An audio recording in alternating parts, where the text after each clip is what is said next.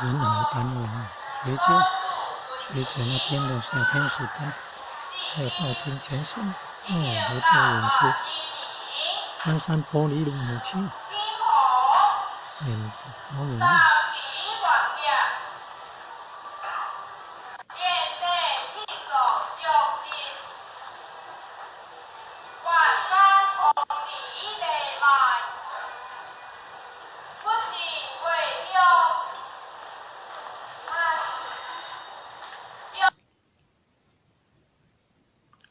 演老母娘也不简单呢。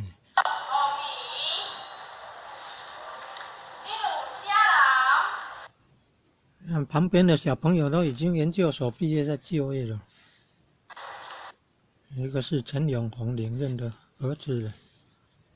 陈永红领任，当时还没有做领任，就编这个戏剧啊，好厉害！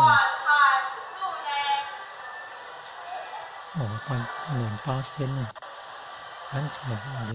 韩湘子的何仙姑李洞宾济公另外有白毫那个是老子道德天尊，还有关圣帝君，还有观世音菩萨这一位扮演弥勒祖师的。还有左边穿红衣服的扮演南极仙翁呢。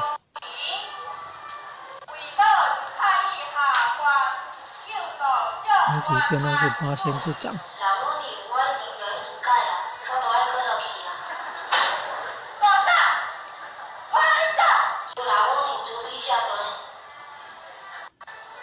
救度众生，责任足神圣。为何众生这歹度？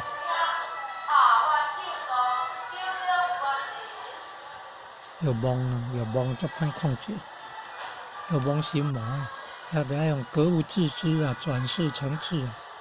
这穿红衣服，8仙之长，南极仙翁。求老母娘慈悲啊，说愿意下凡度众生啊。